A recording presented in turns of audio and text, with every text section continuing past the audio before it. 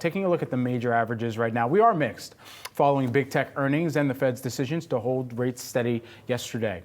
Joining me now on set, we've got Jerry Sneed, Procyon Senior Private Wealth Advisor. Jerry, great to have you here in studio with us today, especially off of some big earnings, a big decision from the Fed, which was largely telegraphed. So how can investors really build a portfolio that allows them to make money regardless of policy decisions that the Fed is awaiting and some major entities are awaiting as well? Yeah, I think we had a pretty good week from a kind of a reset perspective. The general thought process going into the new year was everybody's waiting for this digestion phase of AI to going from hardware to software, and DeepSeek, right or wrong, being the catalyst that caused that, kind of made everything reset, took a lot of air out of the market, and coming into earnings last night, it was nice to see everything kind of trade off once the print happened with Tesla and Meta and Microsoft, and then it rallied as you got into the earnings season. So into the earnings reports. So what I look at is I'm looking for cues from these companies as they talk about their earnings on what's going to happen not only in the next year but the next 4 years.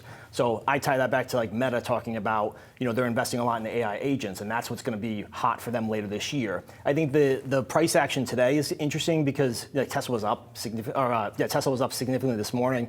I was like, the numbers were absolutely terrible. It really was just a hype job by Elon Musk. But people are willing to look through that. And so I tell clients, you want to play the AI trade, you want to play it long term, you like the high flyers, you want the story, that's Tesla, okay? You want the kind of a story, but there's some fundamentals, they've been doing AI for a long time, you have Meta.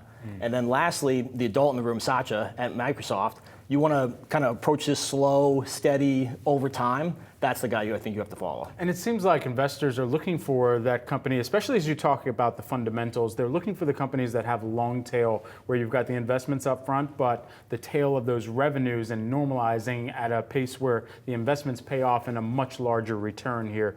Who are those companies, especially based on what we've heard on the earnings calls last night? It's Meta and Microsoft. You want somebody who is measured in their approach. Like Meta reconfirmed all their spend, how much GPUs they need, how much infrastructure they're going to do, but like their revenue to employees at an all-time high. They're running efficient. But look, one thing no one even talked about was their WhatsApp is the #1 payment system in India.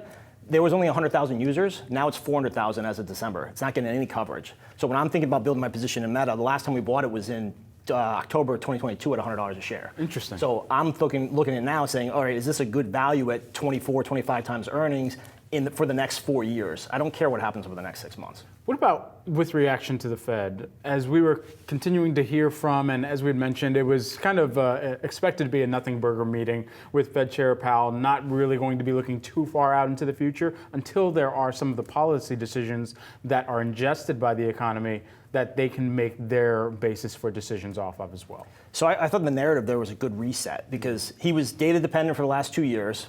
Trump gets elected, all of a sudden he can see the matrix and he starts telling people, what the policy is going to do and how it's going to trickle through the economy. I thought yesterday was a good reset where he's just saying, we're going back to being data dependent, economy's strong. Yes, we're seeing some stuff that's making us a little nervous, so we're just going to pause and wait and see. And I thought that was a lot better of approach if I'm allocating capital in the markets. Certainly. Lastly, while we have you here, we got to talk a little sweet grain because this one has caught your attention. Why is that?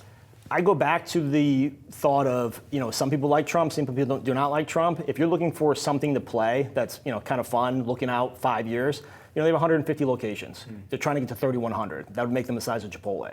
They have a little bit of an AI play with the infinite kitchens. I really like the farm to table, locally sourced story, and I think the management team is great. So if you're looking to stay off the grid and kind of go on the 4-year cruise while Trump's in office, I think you can play sweet green and have a nice upside. Jerry, good to see you. Thanks for joining us in Thanks studio a lot, today. Appreciate it.